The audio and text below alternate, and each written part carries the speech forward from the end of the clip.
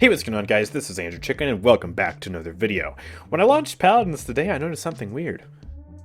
There's no box here.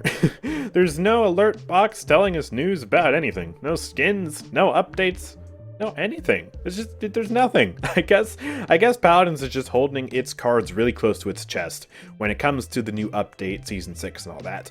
But I, for one, will not hold my cards close to my chest because today I will be showing you a test build I have been using and kind of experimenting with for Life Exchange, which is, well, a pretty fun playstyle for Ying, her only healing playstyle. The playstyle you should pick if you're the only healer on your team, focusing lens players. So yeah, Ying got buffed in the most recent Dawnforge update, and while it's technically not a specific Life Exchange buff, it is indeed a buff that mostly affects Life Exchange. Shatter's cooldown got decreased by 1 second. Life Exchange still increases the cooldown by 1 second, but after all the math is said and done, with the right build, you can have a 1.5 second cooldown on Ying's 800 burst heal, which is exactly the same cooldown as Seris's heal. Of course, Seris's heal does do more, 1500 healing, but of course that's over a further 1.5 seconds. So in the span of 3 seconds, Ying can use her ability once, wait 1.5 seconds, and then use her ability again. So that's 2 uses of the ability in 3 seconds, and then I guess you can tack on a third one at the end of the 3 seconds if you want to, but for simplicity's sake, we're going to say you can use it twice in 3 seconds. That is 1600 healing. Seris, on the other hand, uses her ability, has the 1.5 second long cast animation, and does 1500 healing over that. And then for the next 1.5 seconds, she's just waiting for the ability to come back. So theoretically, Ying can actually kind of out-heal Seris in that regard by 100 healing, and that's not even counting her illusions. So this was a major buff to Life Exchange. So ever since then, I've been playing Ying a little bit more off and on here and there, just because it's been really fun to kind of use Life Exchange and have just such a short cooldown on it and feel like I can put out just so much healing. And while I've been doing that, I've kind of been playing around with this build, which is a Life Exchange build that I've been testing out, experimenting with, kind of shifting values around here and there. And what we have is this. We have Brittle 5, which is by far the most important loadout, or important card in any loadout for Life Exchange. It reduces the cooldown of Shatter by 2.5 seconds. If you're not using this, then you're simply playing Life Exchange wrong. You have to use this card. It is that important. Not as important on our other builds, but for this, yeah, it's mandatory. Then we also have Spring Bloom 4, which reduces the cooldown of illusions by 2 seconds whenever they die to an enemy. So yeah, just more uptime on the illusions. Simple, straightforward. Then we have Carry On, which increases the duration of the illusions by 3 seconds, allowing us to have more uptime and thus more healing, and also more opportunities theoretically for the illusions to do a bit of body blocking if necessary. And then we also have Rewind as our level 1 filler, which spawns an illusion with 20% health whenever I swap to the spot of a dead illusion, with, of course, the teleport. Just so, well, hey, if I don't happen to have any illusions on the field when I'm teleporting, I will just spawn them in naturally, and so that's pretty nice. And then we have Encouragement at level 2, and this card I actually, in my regular old Life Exchange build, used to have a little bit higher, but ever since the buff to Ying and her cooldown, I kind of just popped this down to level 2. The idea is, right, if I get an elimination after using my Life Exchange to heal somebody, then I can instantly get that Life Exchange back, and since the cooldown is so low, I don't need to have it at a particularly high level. Also, if an illusion dies to an enemy, this card will reduce the cooldown by 2 seconds, and then if I get an elimination, this card will reduce the cooldown by a further 2 seconds, and the cooldown of the illusion is only 5 seconds, so that's 80% of the cooldown gone. And with Chronos in the picture, that's basically 100% of the cooldown gone. So I don't really feel like I need to have this any higher. The only reason I would have it higher is for the teleport, which of course has a very lengthy cooldown of 14 seconds. It is quite something, but I don't really think that's necessary, but again, I'm not a Ying professional, so, you know, take that for what you will. But yeah, we're going to be trying this build out and hopefully showcasing the power of Ying's healing, because she truly does have some monstrous healing output in this update, and also kind of talk about why Ying is allowed to have such powerful healing, and even still, why she's not like super top of the meta when you're picking healers in like ranked or whatever. So with all that being said, let's just go ahead and jump straight into the gameplay.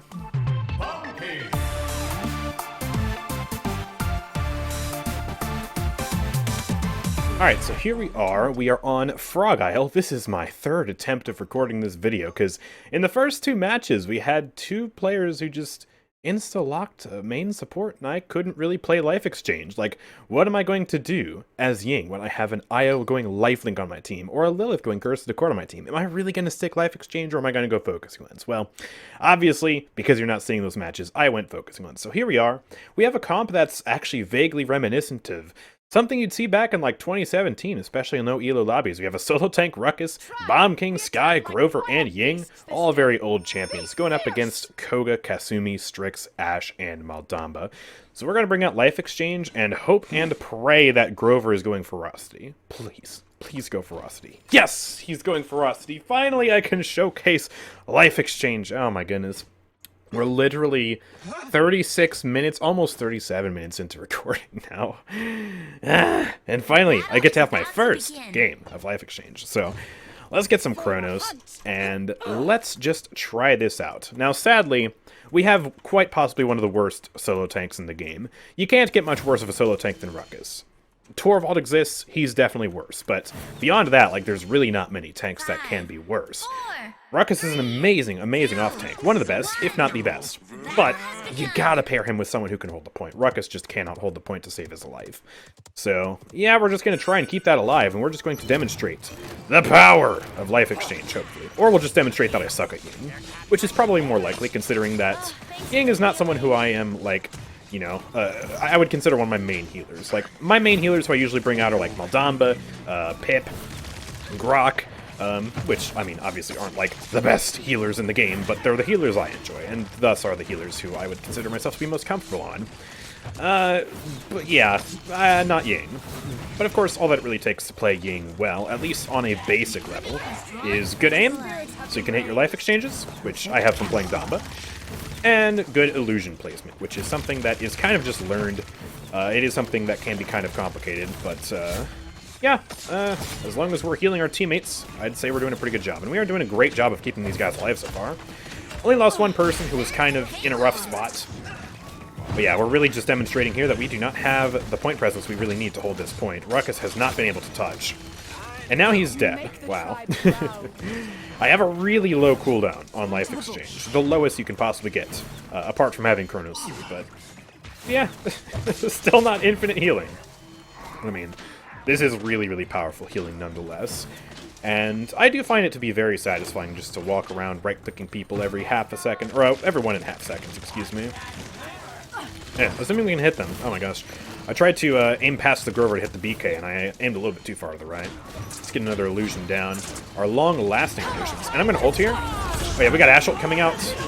We just got a bunch of garbage coming out, and I'm going to make the team live through all of it. Grover brought out ult too. That might have been a little bit overkill. But, you know, we're all alive, with the exception of Sky, who just went way too far in. As did our Bomb King. They are holding W like there is no tomorrow. Alright, well, let me just make sure we can keep these guys alive. Ruckus. Ooh, that looks like it healed him, but it didn't heal him at the same time. It went on cooldown, but I don't think he got any health from that. That was weird. Maybe it hit an illusion, or like it hit Grover, who was just inside of me, or something like that. Sometimes that happens with your heals. Just gets eaten by someone who's too close to you. Let's finish off that Koga as well. I don't think we're really going to have a good chance of really winning this game at all because of our comp. Like, our DPS aren't necessarily horrible, with the exception of Sky, but we just have a solo tank Ruckus. Like, there's not much you can do about that. It's not, like, unwinnable or anything, and we are, in fact, defending pretty well right now, but, you know, it's an uphill climb, to say the least. Let's grab Chronos Dose, and let's head back out. Let me get an illusion down here for you guys. Snipe Grover with that heal. And we are chilling. Thankfully, our Ruckus didn't go Flux Generator. And in fact, he actually got some Rejuvenate from me in the Grover, which I find to be very, very sweet. And yeah, I mean, even in a solo tank regard, Flux Generator is still bad. Because, like, it's just a little bit of extra shielding, and that's it. Not even reduced cooldown on the shield. And that just gets chewed through by wreckers so quickly, and they don't really have that mobility to dodge attacks or to reposition more efficiently. You really just lose a lot. Grover's ulting. I don't know who he's ulting. I'm perfectly healthy. He was not in range of Ruckus. Ooh, I don't think I'll be able to save him. Yeah, there's just too much pressure on the point right now. Looks like we're not quite going to defend here yet. I was hoping maybe they didn't see me, and then I took a shot from Strix. Well, yeah. Alright. Yeah, I mean, I feel like I'm doing about as good of a job as I can on healing. I mean, I could maybe position myself a little bit better in some situations, but also at the same time, it's kind of hard on Frog Isle against the strings to position yourself in a way where you can get a good line of sight on a lot of your team as Ying. Yeah, we can also kind of just talk about, like, well, Ying's healing output is kind of crazy. Why is she allowed to get away with that? And how is she still not, like, super crazy into the meta? It kind of just has to do with how Ying operates as a support in general.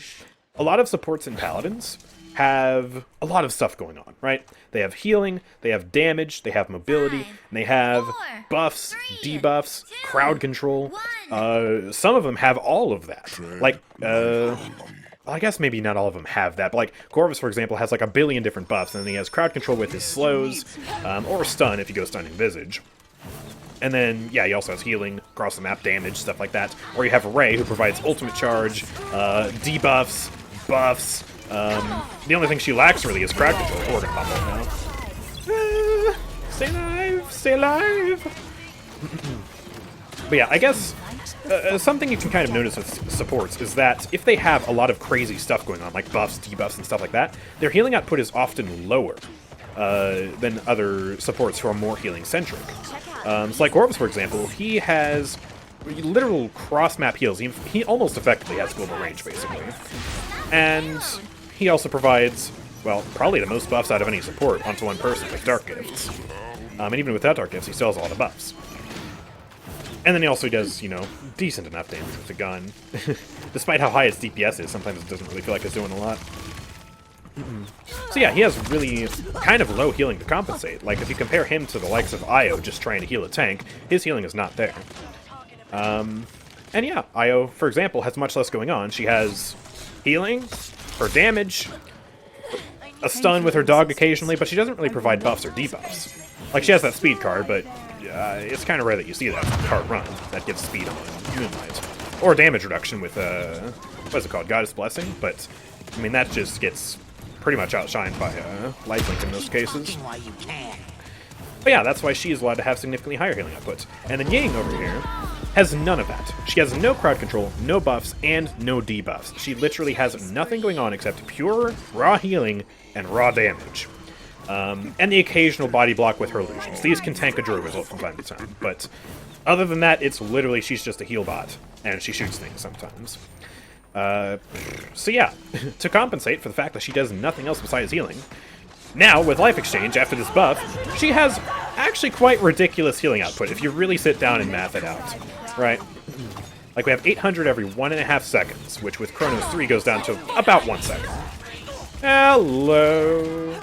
I don't like my positioning. I'm gonna try and make it out alive, but I'm gonna get shot by Ash. Okay, yeah. But yeah, she does 800 basically every 1 second with Chronos 3, and then she also has both of her illusions on top of that, which each illusion does...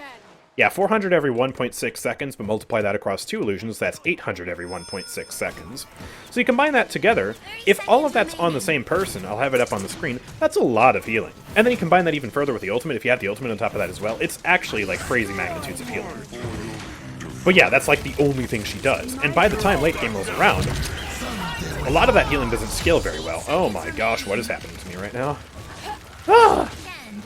Craziness is happening. That's what's happening to me right now. Ruckus, you gotta touch the point. Uh-oh, he's getting knocked off. I'm gonna try and touch with him. Looks like this is probably the end for us, though. Yeah, okay.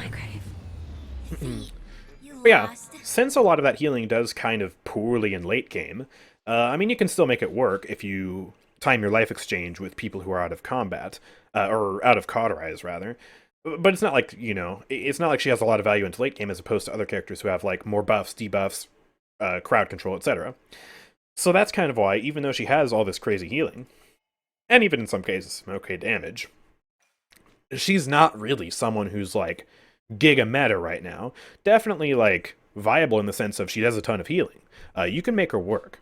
But compared to, like, Furia, Grover, who have a lot more utility, yeah, she just doesn't really see the limelight as much, and I think that's kind of why.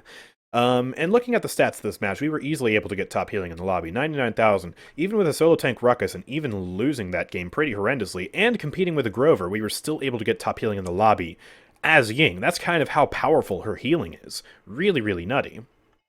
And yeah, our Ruckus, of course, did get some Rejuvenate, but so did their Ash, so we were on an even playing field as far as Rejuvenate is concerned. One thing to note, of course, is that the enemies were doing a lot more damage than we were, meaning that a Ruckus was taking a lot more damage, and there was a lot more for me to heal back. So that's partially why Damba got less healing output than me, is because we were simply taking a lot more damage than they were. But yeah, it's still very, very powerful healing. And I think, because that match kind of sucked, we're going to throw another one into the video. We're going to do another match and just kind of try this out again, hopefully get a little bit of a better team comp that has an actual proper main tank, and see if we can really, really make Life Exchange shine. Alright, so this time we are on King of the Hill Marauders port. We have yet another Grover, who is level 3. I don't even think Ferocity is available at level 3. Is that right, or is Deep Roots level 8? I don't remember.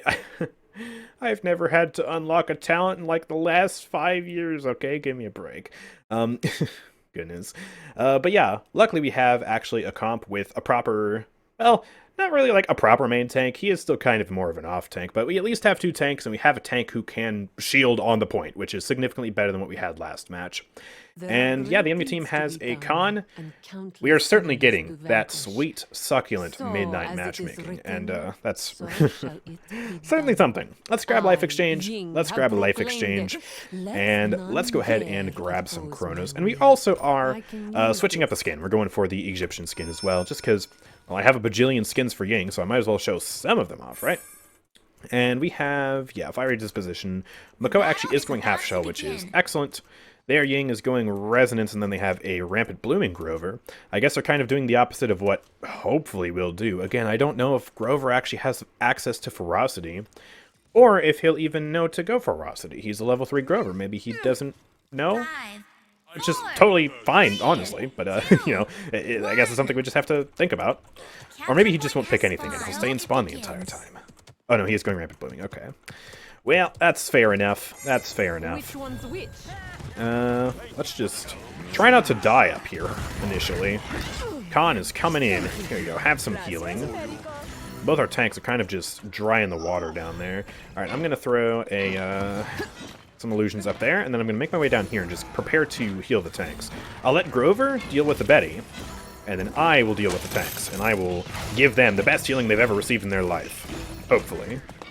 Anyways. Never mind, I missed Makoa once. Okay, let's see if we can get him out of here. Rom, get out of the way! Dude, Rom just body blocked that. Okay, well, never mind. We can't get Makoa out. Rom is standing in front of him. Here we go. Let's keep Grover alive. Can do a little bit of damage to this in as well. And miraculously, Khan already got his ultimate and used it. Bro, I'm at 59%. What? How? Ooh, Rom. Oh no, he's finally going in the water. Well, that sucks. At least we can get that Zin.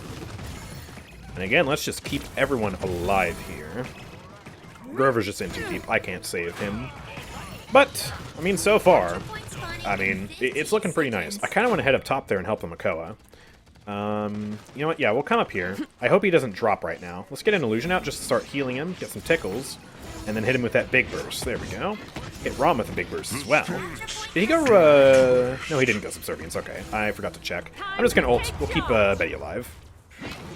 Is it a waste? Maybe. I don't know. She's saying thanks, though. Absolutely not. It was not a waste. You know what? we helped her out. No. That was good. That was good. That was good. Yeah, let's go. Yeah. Uh-oh. Oh, Kness is ulting and then using Carbine. What? Man, these are some weird and wacky matches I am having tonight. The Insta-Lock support players are coming out. We've literally had 2 supports in every single match I've played tonight, including the ones you haven't seen, especially the ones you haven't seen. We're having some matchmaking. We're having a solo tank ruckus. Oh, goodness gracious. Yeah, what I get for trying to record a Paladins video, I guess. Whoa! Help me! Help me with the Khan! I can't heal myself. Well, I can, but I can't heal myself with a Life Exchange, so it's kind of not very good. And yeah, look at that. Right there, we just got a double right-click. That's the power of that level 2 filler coming into effect. Encouragement, giving us, yeah, just back-to-back, bam, 2 bursts of 800. That's 1600 healing, just basically instantly. Less than a second, effectively. I'll also get some morale boost. I hear someone coming. Uh-oh, it's a bozo. Uh-oh, it's a bozo. Stay over there, sir. Stay over there. Wow! Fine, we're fine. I anticipate a counter. Never mind. A billow. Counter now. Yep, there it is. Okay, we're fine. Everything is okay. Let's just keep everyone alive. I'm going to keep hitting Rom with the right clicks and putting illusions up there, and I think they can actually target Betty down there, hopefully. At least with the right angle. It doesn't look like they're hitting her right now, but she's okay. She is free capping. Oh, come on, Makoa. Alright, I'm going to ult to you. I'm going to right click you. I threw everything down, but he's still actually going to die there. Wow. I thought maybe I could actually save him, but I guess not. Jeez. Maybe Ying healing isn't as nutty as I thought. Yeah. Well, that was the wrath of the entire enemy team, though, to be perfectly fair. Like, that was literally everybody. Oh, come on, Zane. Why are you ulting Rom like that? He has 8,000 health and Ying heals. You ain't killing that guy. I think this match might go on record for being one of the most cut-up matches I've ever put on my channel. At least when it comes to a regular gameplay video like this. There are so many dead spells in this match where I can't even commentate over everything. I am Whoa! Whoa! Oh, hello, Grover. I thought you were a friend. Okay, that was actually interesting. I'm glad I stayed commentating over that. That was a he threw her over the wall, but then she actually ulted to save herself from falling off the map. That's pretty cool. That's pretty cool. But yeah, I'm casually just commentating about how I have nothing to commentate on to fill more room in the video, because I'm a smart YouTuber and I know how to extend the watch time to 20 minutes to get that sweet ad revenue.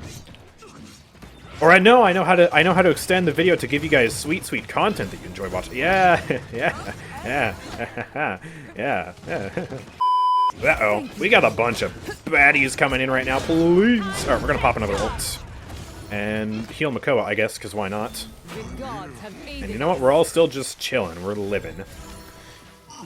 Yeah, I think I'm going to max out my Chronos, and then honestly, I don't know. I don't know, usually I don't get that far in a match when it comes to binding items. I guess we can get like some kill heal for extra sustain, or we can get maybe some nimble to walk around faster, because that's fun, right? Many options, including almost knocking my phone off my desk with that flick. Goodness. Kill us.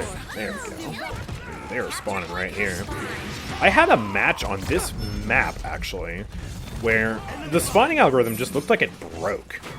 Like, I had people spawning in front of me repeatedly. Like, I remember exactly on this spot of the map, right here. Yeah, kill the con. Like, we literally just had, like, yeah, like this Zin right here, kind of just spawned in right here. Our entire team was here, and they just died within a second. But it's like, why did the spawning algorithm do that? That's so weird. And yeah, they keep spawning there. Grover was just right there, and Con just spawned in.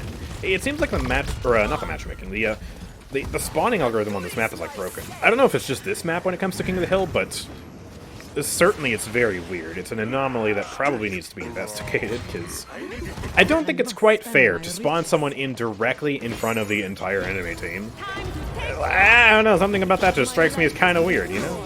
It's a little strange. I need to heal that Rom. Actually, no, he's fine.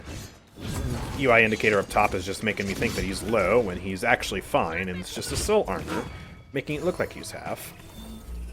He's on a 13 streak, he's just chilling, and we've in the game here at this point, so let's just emote. Do you think I'll die? Oh, I will die, actually. Whoa! Whoa!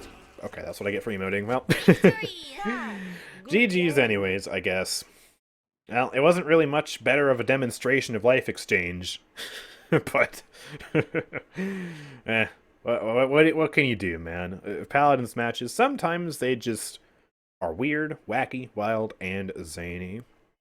But yeah, like I said in the first match, I think kind of why life exchange, you know, isn't really still meta. Not necessarily for Ying, obviously it's meta for Ying, but not necessarily meta in the grand scheme of healers. Is, yeah, because, hey, well, it's only healing. It's all healing. It's a lot of healing, but by the time late game scales around, Ying really just doesn't offer anything else. No buffs, no debuffs, no crowd control. She's not like Furia, where she can, you know, stun enemies and deal a metric boatload of damage and then have the best ultimate in the game. She's not like Grover, where she has a cripple and then, you know, the most powerful healing ultimate in the game in terms of concentrated healing and one of the best movement abilities in the game, although to be fair, Ying's teleport can work from time to time. Sometimes it's a bit buggy. But yeah, she's not like so many of these other healers who you see much more frequently in, like, ranked, for example. Not even like Damba, who has a metric crap ton of crowd control, as well as good healing output that can be spread out and have, you know, damage immunity with his ultimate stuff, or not his ultimate, his movement ability, stuff like that. It's just like, she is a one-trick pony.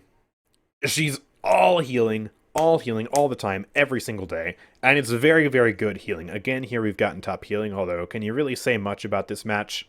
You can't really say much about this match. I got 6 kills as life exchange. Yeah, no, it's a kind of questionable match, but yeah, she's very, very good at the one thing she does, but ultimately, that one thing that she does doesn't scale that well into late game, and I guess that's kind of my hypothesis as to why, even though life exchange is actually really crazy now on the healing front, you don't see Ying as often as you see so many of these other healers. So let me know what you think in the comments. As always, am I right about my assessment, or am I not? Also, if you're a Ying main, hey, any advice on the build is absolutely welcome, because I am not a Ying main. Shocking, I know. So, you know, tips for that are good as well. Or if my build is perfect, then tell me how it's perfect, and tell other people how they should use it all the time. That too. And yeah, if you guys enjoyed, make sure to drop a like, subscribe, turn on notifications, as well as check out Twitch and Discord in the description down below. Thank you guys so much for watching. I will see you all next time. Peace out.